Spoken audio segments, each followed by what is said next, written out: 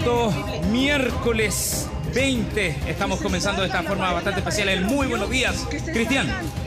¿Qué tal? ¿Cómo están? Muy buenos días. Lamentablemente no son muy buenos días para el pueblo mexicano, que ayer sufrió, después de 2 semanas, un nuevo terremoto. Había sido el 7 de septiembre en Chiapas, ahora en el estado de Morelos, en Ciudad de México.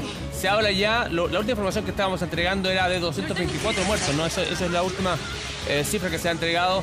Y lamentablemente hemos visto gran cantidad de edificios, como estamos viendo en las imágenes, que han colapsado, que han caído completamente. Se habla más de 40, ¿no? Exactamente, cerca de 40 edificios que quedaron completamente desplomados a raíz de este sismo de 7.1 en la escala de Richter, que uno podría creer que no era tan intenso en términos de la magnitud que tuvo. Sin embargo, tuvo efectos devastadores, y ya vamos a estar analizando el porqué. El tema ahora es el rescate de decenas de personas que han quedado atrapadas bajo edificios, y quizás una de las situaciones más duras, más complicadas, es la que se ha dado en una escuela que se desplomó, una escuela que tenía niños de preescolar, de básica y de enseñanza media, y que dejó atrapados a decenas de ellos. Ya lamentablemente se ha confirmado una veintena de niños muertos en esa escuela, pero continúan los trabajos de rescate y la angustia de decenas de padres que están apostados en las afueras del colegio, tratando de saber algo de sus hijos, gritándoles, buscando alguna señal que les permita dar con su paradero.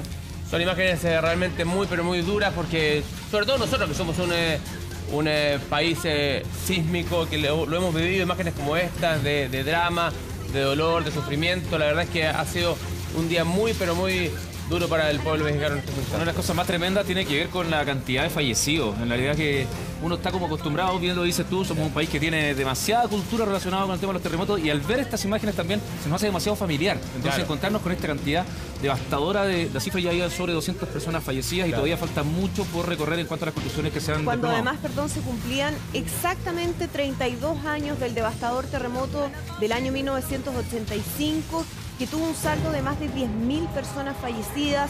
A partir de ese hecho se llevaron a cabo una serie de modificaciones en los sistemas de emergencia, en un sistema de alerta temprana que lamentablemente en esta ocasión no funcionó como se esperaba, porque donde están los monitores sísmicos no estaban en el lugar preciso donde se registró este gran terremoto. Bueno, de hecho, ayer justamente en la mañana habían hecho un simulacro. Exactamente. Simulacro de terremoto, lamentablemente después. Un par de horas antes de este. Exactamente, la realidad fue más allá de la ficción. Tenemos el contacto con Paola Peñafiel, periodista chilena que está ahí en México, en Ciudad de México. ¿Qué tal, Paola? ¿Cómo estás? Muy buenos días. Hola. Cuéntanos de este despertar amargo que han tenido ahí en México. Bueno, sí, la verdad ha sido muy lamentable todo lo que ha ocurrido. Es increíble también ver la gente, la solidaridad y la unión que ha tenido el pueblo mexicano, porque esto ha entristecido a todos. Justo el día que era el aniversario número 32 del terrible terremoto del 85, se produce una nueva tragedia y que ha dejado más de 215 muertos. Yo acá vivo en la zona de Santa Fe, que es una zona más moderna, residencial, y donde se ubican muchos de los nuevos edificios con empresas internacionales. Y afortunadamente aquí no pasó mucho, los edificios se mantuvieron, tienen construcción antisísmica, entonces pudieron resistir bastante bien. Pero las zonas más céntricas, Condesa, La Roma y todas esas zonas más aledañas al centro histórico de la capital, efectivamente se vieron muy, muy dañadas. Pero lo que yo quisiera igual rescatar es porque me ha llamado muchísimo la atención, porque nosotros siempre decimos, los chilenos somos muy solidarios cuando algo ocurre, pero no somos los únicos. El pueblo mexicano se ha unido, acá en mi zona donde estoy yo y en distintas zonas también que no ha ocurrido mayores problemas. Se han unido, se han juntado las personas para llevar agua, alimentos a los voluntarios, policías y soldados que están trabajando en los rescates, para llevar linternas, material de rescate, y la verdad es muy admirable. ¿Paola? El mexicano es... Hola, Andrea. Hola, ¿qué tal? Qué gusto saludarte, te mando un abrazo muy grande. Quería preguntarte respecto a las labores de rescate. Tú mencionas la solidaridad que se está viendo de parte de los mexicanos, de cómo se han acercado a tratar de llevar suministros, agua, lo que se está necesitando ahora con urgencia, oxígeno en algunos lugares, porque sabemos que hay cerca de 40 edificios que quedaron destruidos y donde continúan las tareas de búsqueda. ¿Qué ha pasado durante la noche? ¿Eso continúa? ¿Cómo está haciendo ese trabajo? Ha continuado durante toda la noche. Es increíble, la gente no se ha movido, ha llevado linternas, ayuda, o sea, de hecho hay un montón de cantidad de agua y comida para los voluntarios, mucho más de lo que se podría necesitar, pero el pueblo mexicano se ha querido mover, ha querido estar presente para ayudar a la gente. Y si no puede estar ahí en el rescate mismo, lo ha hecho de esta manera, ayudando a los voluntarios. Es admirable lo que ha pasado con el pueblo mexicano y una pena los casos de derrumbe y que la gente todavía sigue atrapada. Como tú mencionabas, Andrea, el caso más dramático vendría a ser el del colegio, que se llama Enrique Rapstamen, y que ha dejado hasta ahora 25 niños fallecidos y 4 adultos. Claro Todavía hay 30 desaparecidos. Claro, de hecho la sensación ayer para nosotros los chilenos era una sensación como de domingo, pero era martes, un día completamente hábil, laboral, con los niños en los colegios. Por lo mismo el drama de todo esto que pasó ayer durante la tarde en Ciudad de México. Pero Paola, la sensación después del movimiento, ¿cómo fue en la ciudad? Me imagino el caos en las calles, ¿no? Caos absoluto. Imagínate que, como yo les contaba, yo vivo en una zona donde prácticamente no hubo derrumbes, no pasó a mayores, pero aún así yo estaba en un supermercado donde todas las botellas empezaron a caerse, los carteles se movían y la gente salió histérica a la calle. Pero justo había habido un simulacro, entonces como que la gente al principio decía, ¿está ocurriendo de verdad o no?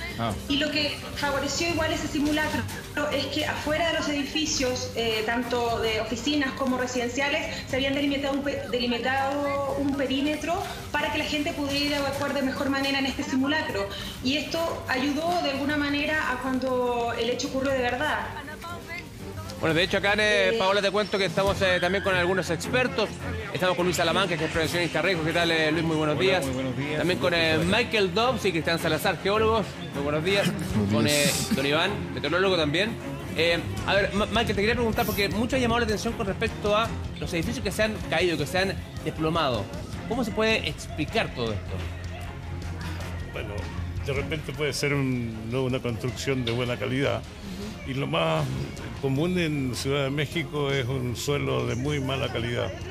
Es una zona pantanosa, suelos arcillosos, muy plásticos, y eso hace que las ondas sísmicas se aumenten de longitud de onda, y eso hace que el bamboleo sea mucho mayor que en roca. Claro, tiene un muy mal suelo. Ay, qué atroz, es que esa imagen es demasiado fuerte. Veíamos las imágenes que dan cuenta de los efectos devastadores que ha tenido este sismo. Eso es lo que llama la atención, lo que menciona respecto a las características del suelo. Se habla de Ciudad de México construida sobre como un gran pantano, ¿no? Sí. ¿Qué efectos tiene eso en un sismo de estas características?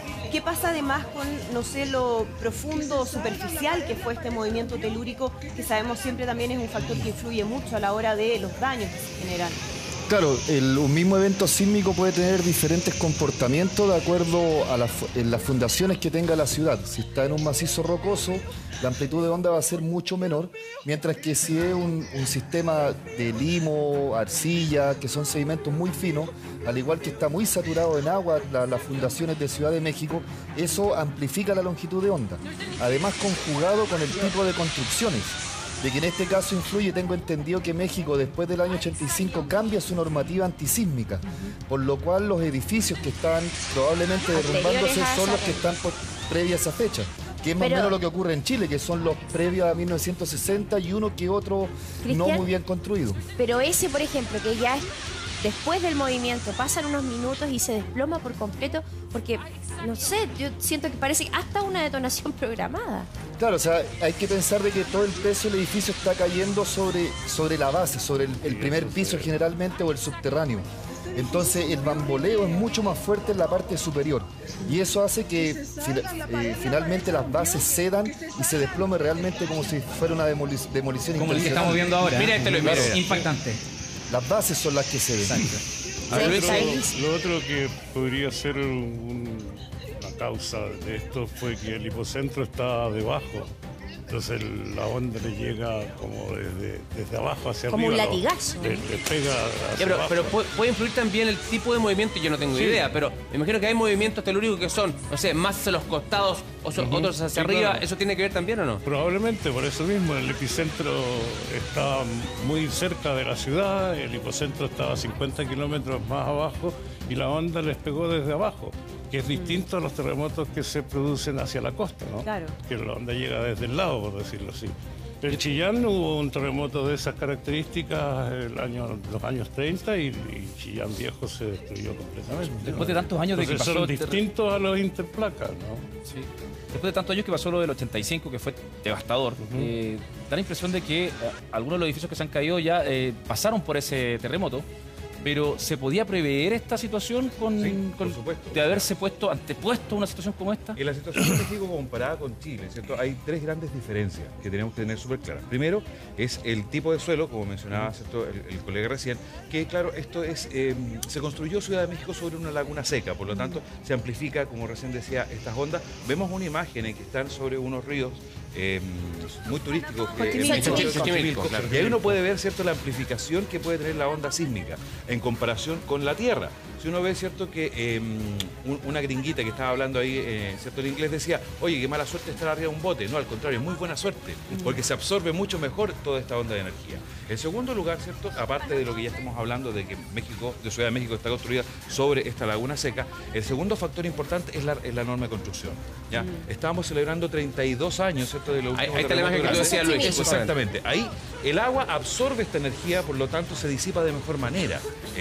Pero imagínense esta misma agua que se está moviendo, pero amplificado muchísimas veces más en tierra, y esto es lo que produce ¿cierto?, ese bamboleo gigantesco de la construcción, pero como recién estaba diciendo, los edificios que son más antiguos, que tienen una regla, ¿cierto?, una norma de construcción. Acá en Chile tenemos una norma de construcción bastante eficiente, eficaz.